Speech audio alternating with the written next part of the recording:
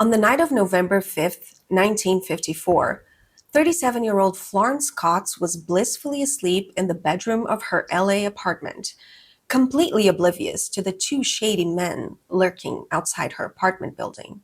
At around 11:15 p.m., pandemonium broke out as the two men, plus several others, violently broke into her bedroom, scaring her half to death as they seemed to be pointing a weapon in her direction. The weapon turned out to be a camera, furiously shuddering away at poor Miss Cox. In the ensuing chaos, Cox was blinded by the camera flash and thus was unable to identify the very famous faces of the two men who had been lurking outside earlier, crooner Frank Sinatra and baseball star Joe DiMaggio. Realizing that the frightened lady in rollers and a nightgown was not who the target of their attack was supposed to be, the men fumbled and stumbled their way out of the home, desperate to leave the scene before getting caught. Meanwhile, three terrified people from another apartment unit managed to sneak out through the back of the building, slipping unseen into the night. Among them was the actual intended target of the ambush, none other than the biggest star in the world, who happened to be Joe DiMaggio's newly divorced ex-wife. When the story was leaked by a tabloid several years later, the incident became infamously known as the Wrong Door Raid. What really took place on that unusually warm November night? And yes, I looked up the temperature. And what were the events that led up to one of the cringiest celebrity blunders of old Hollywood? Let's find out.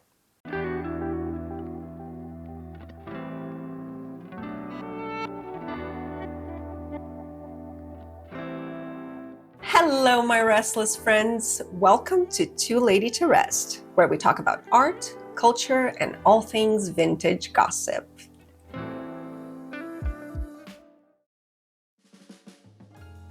Of Marilyn Monroe's three marriages, her second one, to retired baseball star Joe DiMaggio, was the shortest, just 9 months. Monroe and DiMaggio met in 1952 after DiMaggio saw a promotional baseball-themed photo of Marilyn, and smitten, asked to be introduced. Marilyn was reluctant. She deeply disliked the boorish male world of athletes and jocks, much preferring quiet and sophisticated men who shared her interest in literature and art. Quote, "I don't like men in loud clothes with checked suits and big muscles and pink ties. I get nervous," end quote.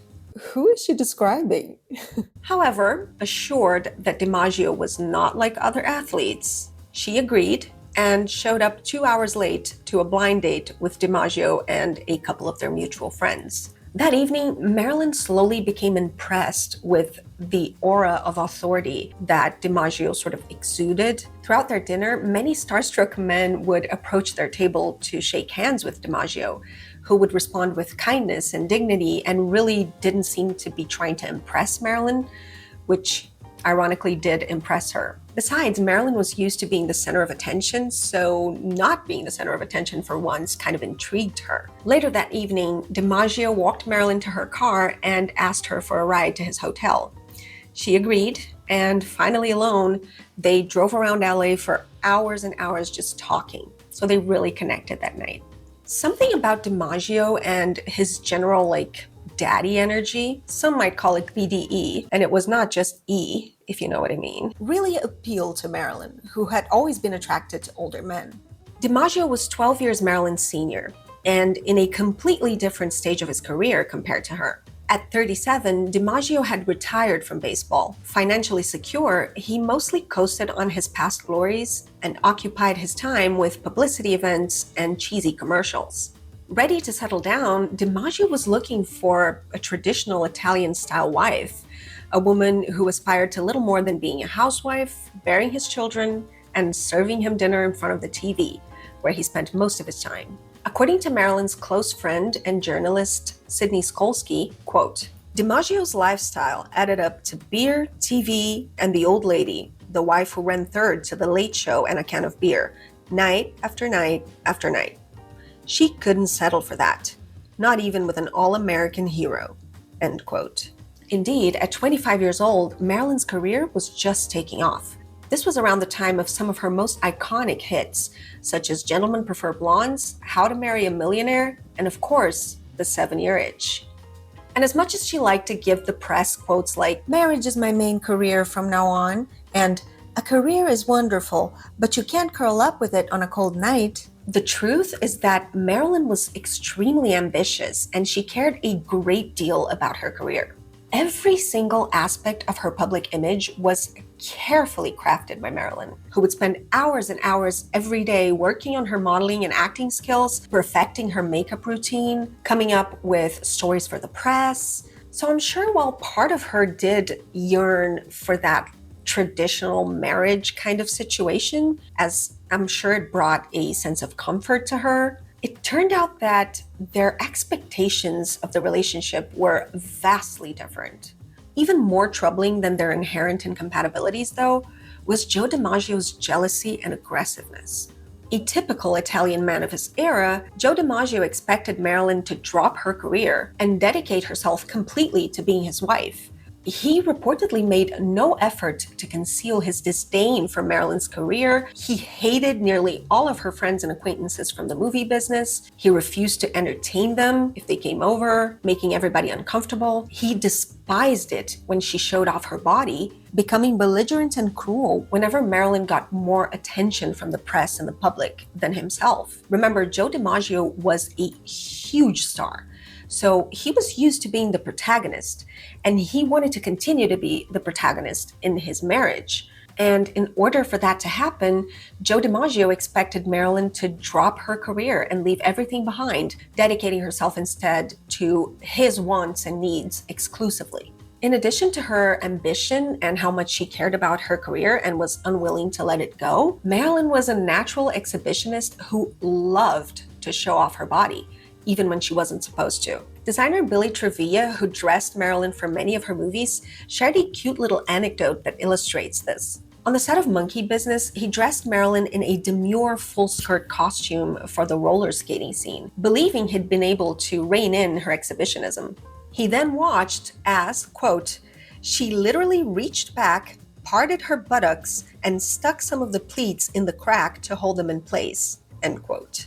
By the way, DiMaggio's attitude about this is a stark contrast to that of Marilyn's third and final husband, Arthur Miller, who deeply admired and supported what he saw as Marilyn's revolutionary attitude about sex and sexuality, including her disdain for America's hypocritical and puritanical approach to it. And he didn't mind one bit when she wore revealing clothes or turned up the sexiness. And there was something else too. Throughout their courtship, Marilyn continued to see and hook up with other men, something I can only assume DiMaggio didn't actually know. Okay, listen. The truth is that Marilyn was simply not meant to be monogamous. She did not view sex as sacred or even tied to romantic love. To her, it was just something to do, a way to feel close to someone, to celebrate a friendship or an intellectual connection. But despite their incompatibility, there were some sweet moments. At the end of 1952, for example, Marilyn was coming home from a studio party to a lonely Christmas in her hotel room, with nothing to look forward to except a phone call from Joe, who was with family in San Francisco for the holidays. When she arrived, there was a tiny Christmas tree on the table, a sign saying "Merry Christmas, Marilyn," and Joe himself was sitting on a chair in the corner of the room waiting for her. That got her right in the feels. Marilyn had always felt like an abandoned orphan, so this kind of gesture really touched her. Sydney Skolsky reported she told him, quote, "It's the first time in my life anyone ever gave me a Christmas tree. I was so happy I cried," end quote. Because she didn't have a family of her own, Marilyn also adored DiMaggio's son, 10-year-old Joe Jr., and she really enjoyed the dynamics of Joe's big Italian family. In addition, them being together was just great publicity. America's sweetheart and America's hero. They seemed perfect for each other, and the press encouraged the public to actively ship them. But there were also constant rumors about their fighting and being on the edge of breaking up, which illustrates their relationship was probably volatile from the start. They finally did get married on January 14, 1954. According to Marilyn, they had decided to do it just 2 days before, and Joe suggested she go with him on a baseball-related work trip to Japan and they quote-unquote make a honeymoon out of it. She agreed, And although she'd spent the first part of their trip dutifully playing second fiddle and making herself as unobtrusive as possible so as to not take the spotlight away from Joe, Marilyn had secretly made some work engagements of her own in Asia. Flying over to Korea, Marilyn performed on stage for thousands of American troops, singing musical numbers from some of her biggest hits, such as Diamonds Are a Girl's Best Friend. It was the first time that Marilyn had performed to a live audience like this, and the response from the crowd was exhilarating for her. She loved it. DiMaggio, on the other hand, felt humiliated and overshadowed by the numerous press articles describing his wife playing pinup for the soldiers. Although they had just gotten married, photos from their honeymoon show Marilyn wearing a splint on her thumb, while publicly insisting she quote-unquote just bumped it. To her friends in private, Marilyn admitted it was Joe who had done it, but she insisted it was an accident, that she had just gone over to embrace him, and I guess he was busy or annoyed or something and pushed her away, and her thumb got injured midair as her arms were flung away, which doesn't seem that much better to me, but whatever. I guess her story was that, oh, he just doesn't know his own strength. I mean, that's hard to believe in and of itself, but knowing the reports that would come out later, Marilyn's press agent at the time, Lois Weber, actually reported that Marilyn was physically afraid of Joe DiMaggio, describing him as having a terrible temper. In fact, immediately after they returned from their honeymoon, Marilyn's close friend and journalist Sydney Skolsky reports that Marilyn actually told him she intended to marry someone else, her eventual third husband, Arthur Miller. So, guess she wasn't too happy. Joe was also not very supportive of Marilyn's acting career. He was not a fan of her friends from the entertainment business, and he refused to accompany her to most of her work events. If she complained, he'd condescendingly tell her that if she won an Oscar, then he would be there. Though she was clearly unhappy from the start, Marilyn insisted to the press that all was bliss in their household, gushing about ironing his shirts and serving him dinner in his armchair as he watched TV. It was all fantasy, of course. Marilyn had never been a great housekeeper. DiMaggio was almost obsessively neat, while Marilyn was known to be messy and careless with her belongings. From her comments to friends at the time, it really sounds like their only real compatibility was sex, as she would sometimes brag about the size of his penis. To Truman Capote, she reportedly said, quote, "If that's all it takes, we'd still be married," end quote. The inevitable failure of their marriage was clearly weighing on them both. DiMaggio's ulcer began bleeding again, and Marilyn's mental health began to slip in earnest, making her life miserable at movie shoots and driving her to abuse alcohol and pills. Things between them really came to a head in September 1954, as she began shooting The 7-Year Itch, the one with the iconic white dress and the subway grate scene. Although much of the actual scene was later shot in a studio, the famous publicity shots were filmed on location in downtown Manhattan, and the studio publicists made sure to tell the press. Despite it taking place after midnight, reporters, photographers, and curious onlookers flooded the streets to watch Marilyn's skirt fly upwards with each gust of wind from the grate. DiMaggio was persuaded to attend the shoot and felt profoundly cuckolded and humiliated by the scene. Later that night, crew members who had rooms nearby to the DiMaggio's at the St. Regis Hotel reported hearing angry shouting throughout the night. Marilyn's hairdresser, Gladys Whitten, did not hear the noise, but reported that the next day, Marilyn showed up with dark bruises on her shoulders, claiming that she had, quote-unquote, screamed and yelled for help while Joe was violent with her. Marilyn's friend Amy Green claimed that as Marilyn changed in front of her, Green was shocked to see that, quote, her back was black and blue, end quote. This incident was the beginning of the end for Marilyn and Joe DiMaggio. In public, it seems that she tried to appease his ego, declaring to the press that, quote, "I'm just a pretty girl who's soon forgotten, but not Joe. He's an all-time great," end quote. Her friend and later business partner, Milton Green, reported that Marilyn had sunk into a daze of narcotics to cope with the situation with Joe. Then, on October 4, she called the movie's director, Billy Wilder, and nervously stammered that she was divorcing Joe DiMaggio.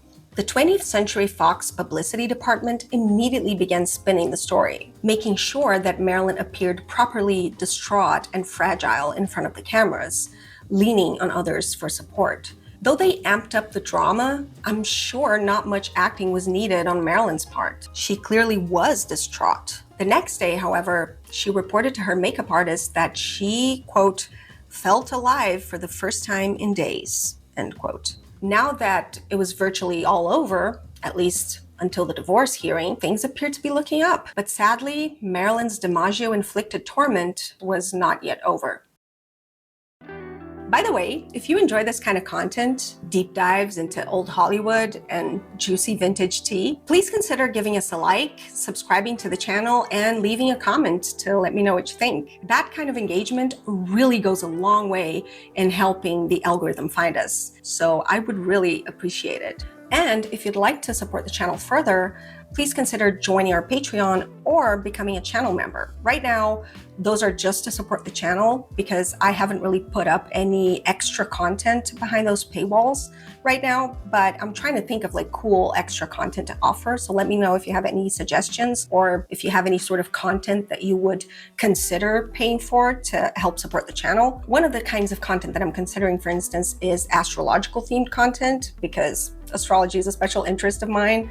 So like maybe analyzing birth charts of the celebrities that we talk about on the channel, synastry charts between like Marilyn Monroe and Joe DiMaggio or, stuff like that. Let me know if you have any interest in that. So yeah, let me know what you think and stay tuned. Humiliated and heartbroken by their divorce, Joe DiMaggio gave in to paranoid jealousy. Goaded by his fellow Italian buddy, Frank Sinatra, Joe DiMaggio hired private investigators to follow Marilyn around and obtain proof that she was sleeping with other men, I guess to disprove her claims in the divorce and somehow get her back. Great way to do it, by the way. Sinatra, who was just as jealous and paranoid about his own wife, actress Ava Gardner, suggested DiMaggio hire retired New York City policeman Barney Ruditsky, who owned a private investigation agency. Ruditsky claims that he was really working for Sinatra, who hired him on DiMaggio's behalf. Several of Marilyn's friends, famous and non-famous alike, report that they saw her being followed by shady men. When visiting the family of a former lover, Fred Karger, whose mother Marilyn was still very, very close to, Karger's sister claims that, quote, there were two guys out there waiting to follow her. Everybody at the house picked up on it, and we tried to help her. Marilyn didn't know what to do, end quote. Sydney Skolsky, Marilyn's gossip columnist friend, also recalls her calling him over and over again throughout all hours of the night and showing up to his house first thing in the morning, looking terrified and disheveled. This would stoke Marilyn's lifelong struggle with a paranoid sense of being followed, bugged, and spied on, including by the FBI, a claim that would be validated years after her death when released FBI files confirmed the actress was under strict surveillance at the command of then-director of the FBI, J. Edgar Hoover. Another one of Marilyn's friends, actor Brad Dexter, also claimed that he saw Joe DiMaggio with Frank Sinatra and Barney Ruditsky at the Villa Capri restaurant in LA, which was a known hangout spot for Sinatra and his Rat Pack buddies. But reports indicate that Joe DiMaggio's obsession with Marilyn having another man was actually targeted to a specific individual, her voice coach, Hal Schaefer. A jazz pianist and composer, Schaefer worked with Marilyn on Gentlemen Prefer Blondes and many other of her movies, but Gentlemen Prefer Blondes was when he really gained her trust, and the two soon became very close. They were often seen rehearsing together until the wee hours of the morning or leaving set for lunch together. They just hung out a lot. Schaefer patiently helped Marilyn develop as a vocalist, advising her to emulate her favorite singer, Ella Fitzgerald. When journalist Robert Kahn watched her rehearse with Schaefer, Marilyn declared, quote, I won't be satisfied until people want to hear me sing without looking at me, end quote. Marilyn was a fierce defender of Schaefer, whom she believed deserved to be world famous for his talent. She also deeply appreciated how kind and gentle he was with her. Schaefer and Marilyn did become involved, but Schaefer claims that it wasn't until after she had already divorced Joe DiMaggio, so he denies that he was the reason why they had separated. But Joe DiMaggio had made his mind up. He was convinced that Hal Schaefer was the reason why Marilyn had left him. He had both Schaefer and Marilyn followed, harassing them to the point of driving Schaefer to attempt suicide. When Marilyn was visiting a convalescent Schaefer at his home after the suicide attempt, several men outside of his house threatened to cut their phone lines and take Marilyn away by force. After several hours of terror, Marilyn was able to finally reach her car and escape unharmed. It seems, though, that the psychological torture that they underwent at the hands of DiMaggio only really brought them closer together. All the while, pre, during, and post-divorce, Marilyn and Joe had been communicating somewhat constantly and even supposedly slept together a number of times, but reportedly it always ended in a fight. This illustrates that their breakup was not a clean one. It was drawn out, which can only have reinforced Joe DiMaggio's obsession and sense that he could win Marilyn back somehow. These rumors of reconciliation would reach the press, who would eagerly start to speculate. So it was that on the aforementioned morning of November 5th, 1954, Marilyn made a statement to the press that, quote, "There isn't a word of truth that we are reconciling," end quote. Already divorced by then, because their divorce had been finalized at this point, Joe DiMaggio became quite desperate. Journalist James Bacon claims that he did see Joe DiMaggio with Frank Sinatra and several other Italians at the Villa Capri restaurant. And he added that he did not sit at the table because of how angry Joe DiMaggio seemed to be. So he was so intimidated by the anger that he saw on Joe DiMaggio's face that he didn't even approach them.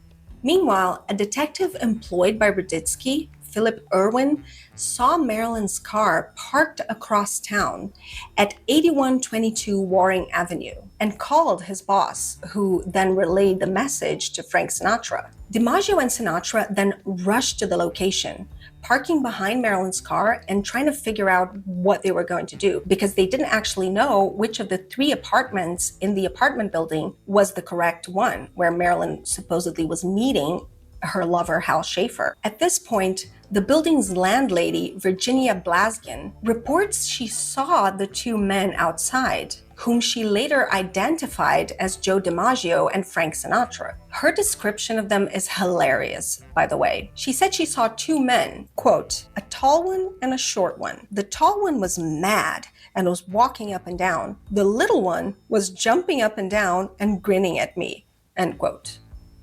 Joe DiMaggio was, of course, the large man, while Sinatra was the little one.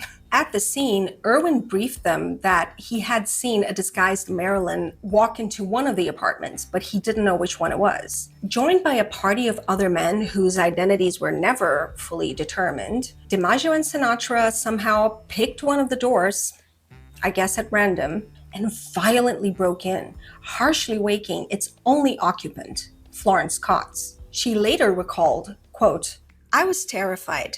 The place was full of men. They were making a lot of noise and lights flashed on. I saw one of them holding something up toward me, and I thought it was a weapon," end quote. It turned out to be Irwin's camera and flash, which blinded Cox to the identity of her attackers. Realizing their mistake, the men stumbled their way out of the apartment, leaving a traumatized Cox to wonder what the hell had just happened to her. In truth, Marilyn was in the upstairs apartment, that belonging to actress Sheila Stewart. Stewart was a fellow student of Schaefer's, who allowed him and Marilyn to meet in her home in order to avoid attracting the attention of DiMaggio. Stewart recalled, quote, "Hal Schaefer was there with Marilyn that evening, and I made dinner for them. They were sitting in the dining room, and I had taken the dishes into the kitchen when we heard the crash," end quote. Schaefer admits being there, and he recalls the whole house shaking from the impact of their break-in. Stewart and Marilyn realized what was going on, and Marilyn and Schaefer snuck out through the back of the building, each headed to their own separate homes, managing to escape violence that night. Schaefer declared that, quote, It was so lucky they got the wrong door. I think they would have done me terrible injury." End quote. The incident was deemed an attempted burglary by the police and was not seriously investigated until several years later in 1957, when someone leaked the story to Confidential magazine, who coined the name the Wrong Door Raid. Sinatra was called to testify and alleged that he was not part of the break-in. He said that he was actually waiting in the car the whole time, so everybody else did it, but Sinatra waited in the car.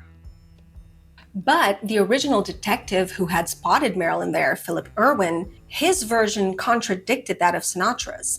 And the other witnesses who did testify supported more Irwin's version than Sinatra's, making the authorities suspect perjury on the part of Sinatra. Sinatra's lawyers, for their part, alleged that it was simply too dark to recognize Sinatra at all. And the matter sort of fizzled out without a resolution. Joe DiMaggio, meanwhile, escaped any California subpoenas by fleeing to the East Coast and never had to testify about the matter at all. Florence Cox later sued DiMaggio and Sinatra for damages. She asked originally for $200,000 and ended up with a settlement of $7,500. That's equivalent to $85,000 today, but still.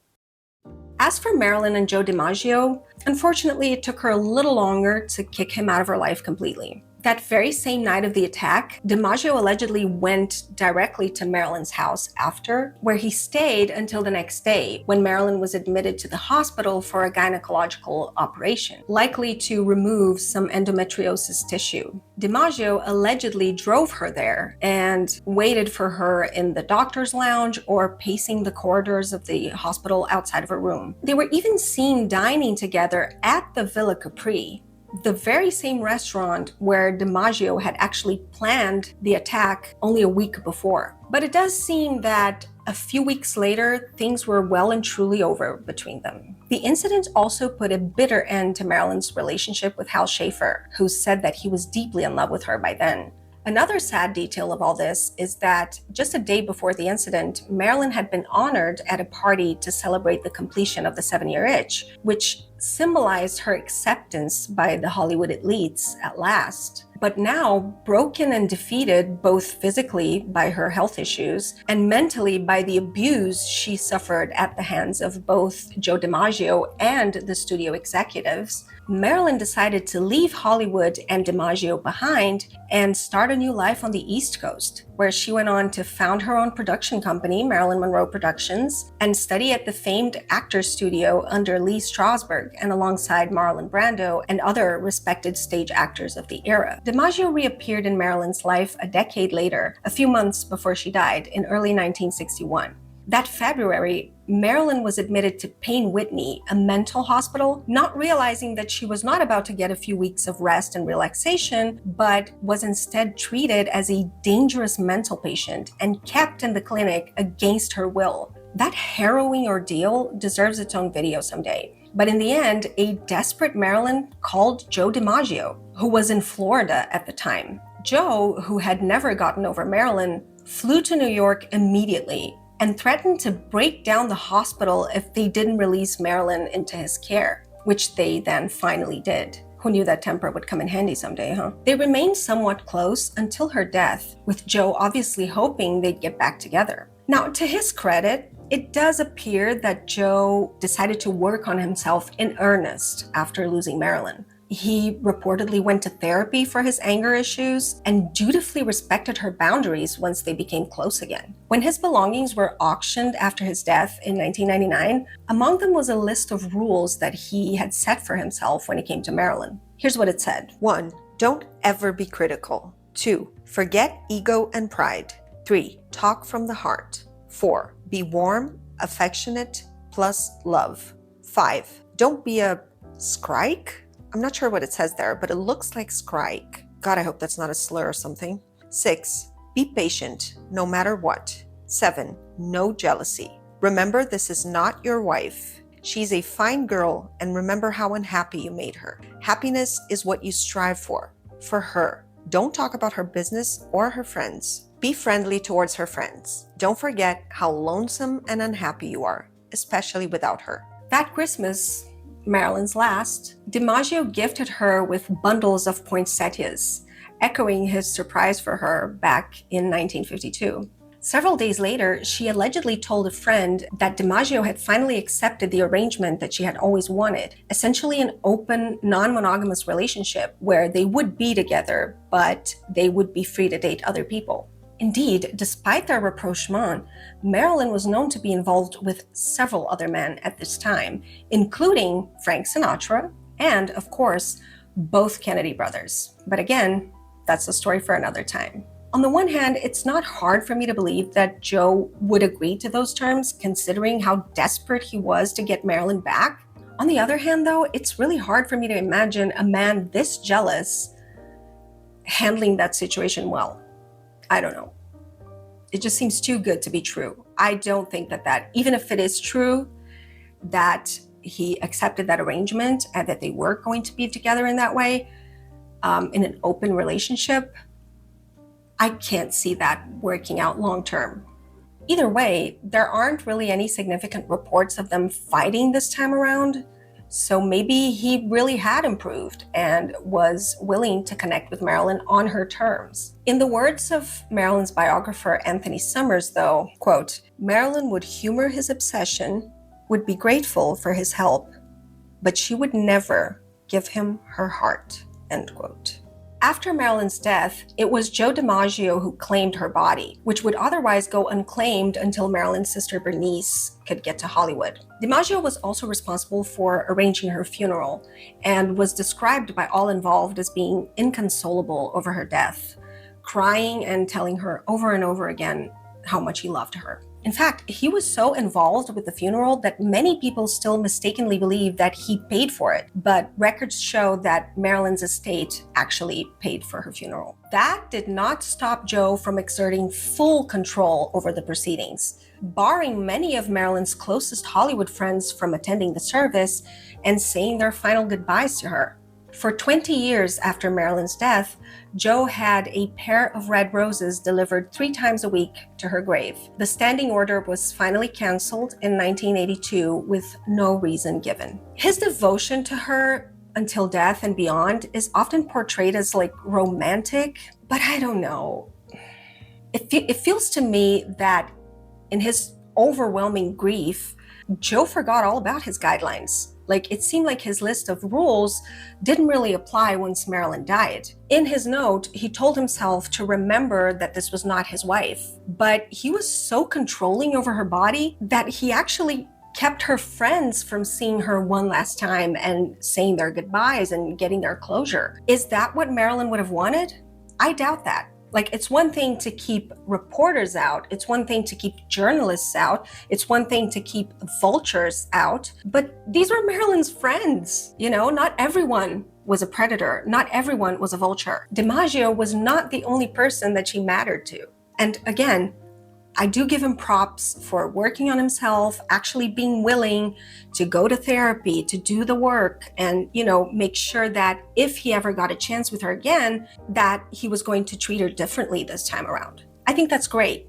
But I just find the physical abuse impossible to wave away. I can't. And also, hot take, I don't think it's healthy to be as obsessed with someone as he appeared to be with her.